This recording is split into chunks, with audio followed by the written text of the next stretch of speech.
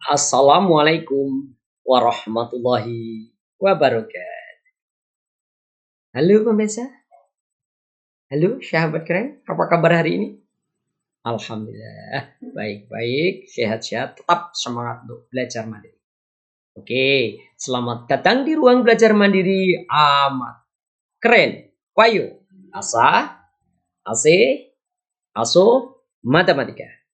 Sahabat keren, perkenankan Pak Yoyo melanjutkan pembahasan statistik subbab penyajian data. Masih ingat video yang lalu? Nah, video yang pertama mengidentifikasikan jenis data. Ini linknya. Video yang kedua menyajikan data dengan tabel frekuensi, diagram batang, diagram garis, serta diagram lingkaran. Ini linknya. Terima kasih atas kunjungan pada video-video sebelumnya. Baik, mari kita lanjutkan pada video yang ketiga, yaitu akan membahas interpretasi data pada diagram batang dan diagram garis. Untuk itu simak baik-baik, yuk bismillahirrahmanirrahim. Bagaimana sih menginterpretasikan diagram batang, diagram garis? Lihat, dalam menginterpretasikan kita baca, kita analisis informasi dari diagram. Contoh, pada diagram batang, apa yang kita lihat di sana? Batangnya, bandingkan tinggi batang yang satu dengan yang lain. Akan menunjukkan data mana yang terbesar maupun terkecil. Baru diambil selisih antara data. Nah, nanti tinggal konteks apa yang ditanya. Begitu pula pada diagram garis. Kalau pada diagram garis, cara membacanya fokusnya pada kemiringan garis. Kalau naik berarti meningkat. Kalau garisnya menurun, antar waktu itu menurun, berarti turun, menurun. Kalau datar, berarti tetap. Nah, dari situ baru disimpulkan tren polanya bagaimana. Pola perubahannya data secara keseluruhan bagaimana? Meningkat, menurun, atau fluktuatif. Kadang meningkat, kadang turun. Tidak stabil.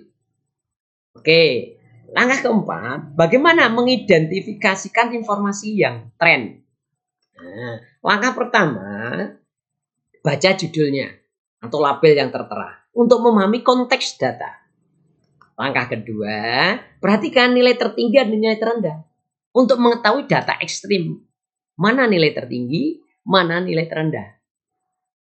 Nah, yang ketiga, selisihkan antar data yang satu dengan data yang lain untuk mengetahui perbedaan yang signifikan.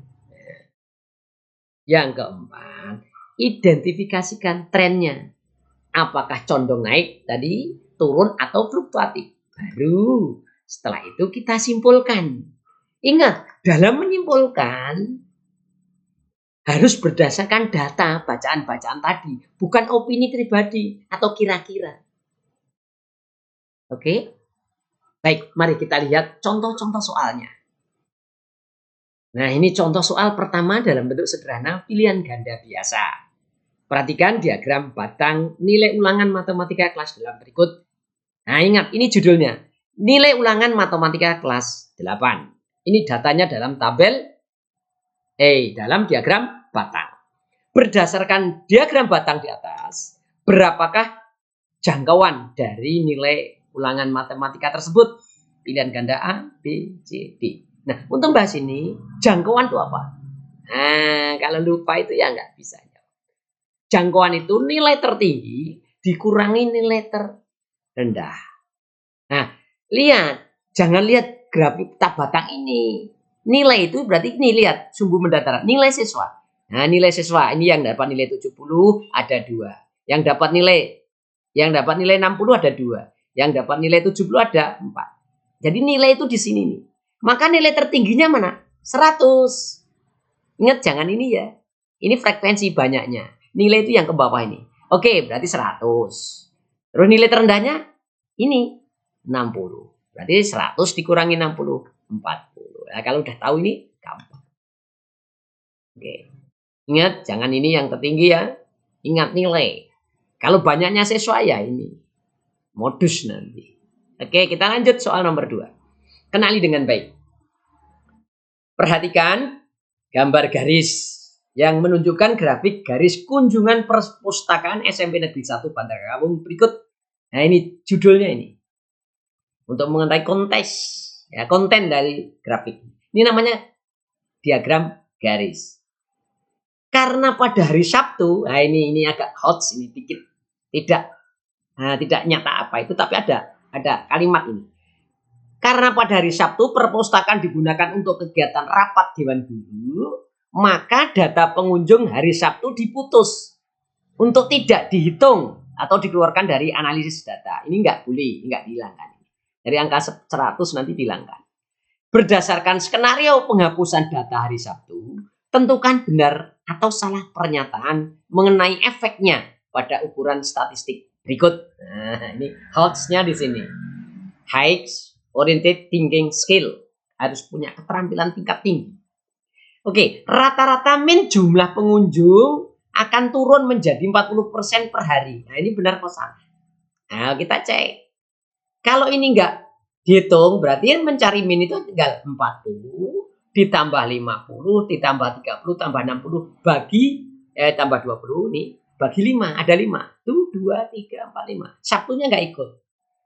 Nah, setelah dihitung ternyata hasilnya 40. Betul nggak sini? Oh iya betul, maka di sini kasih centang benar atau dikasih huruf B. Gimana, cukup jelas? Oke, pernyataan yang kedua, jangkauan ring data baru berubah drastis menjadi 40 orang.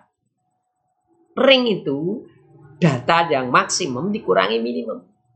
Nah, maka akan berubah otomatis. Berapa perubahannya? Maksimumnya berapa ini nilai ini tertingginya? Nah, ini bukan 100, ini 60, terendahnya ini 20. Nah, ini nilai pengunjung ini. Jadi 40 betul. Nah, ini betul. Ring jangkauannya berubah. Betul. Nah, nilai media, nilai tengah pengunjung tetap tidak berubah dari sebelum hari Sabtu. Dihilangkan. Ya harusnya berubah dong. Oke, berubah karena 100-nya nggak ikut. Berarti kalau tidak berubah salah. Ini kursi huruf S. Alhamdulillah. Luar biasa ini. Soal kedua agak hot. Kita lanjut soal ketiga. Nah, ini dalam diagram apa? Sahabat keren.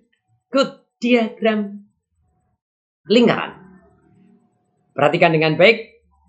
Diagram lingkaran ini menunjukkan bulan dan jumlah penjualan sepeda listrik di toko sepeda baru. Berdasarkan diagram tersebut, tentukan benar atau salah untuk setiap pernyataan berikut.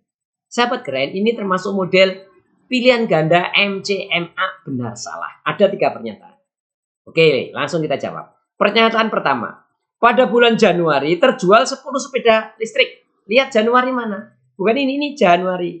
8 ini. Kok di situ 10? Benar apa salah? Salah. Harusnya 8. Nah, harusnya 8, maka bukan 10. Berarti ini salah. Makanya dicentang di S. Kasih huruf salah dalam pilihan ganda, centang atau coret salah. Huruf S. Pernyataan kedua. Jumlah penjualan sepeda listrik di bulan Mei sama dengan penjualan di bulan Maret. Mei mana? 7. Maret 7. Berarti sama. Betul. Nah, sederhana sebenarnya. Nah, pada bulan April terjual 5 sepeda listrik. April, cari April. Nah, ini 5. Betul? Betul. Nah, ini contoh soal sederhana. Tapi perlu mikir, hanya tinggal baca. Nanti akan lebih tingkatnya sulit kalau dibuat dalam bentuk sudut atau prosentase. Hanya tinggal gitu. Kalau ini hanya membaca. Alhamdulillah. Kita lanjut soal nomor 4. Nah, ini agak sedikit mikir. Langsung pembahasan ya. Simak baik-baik.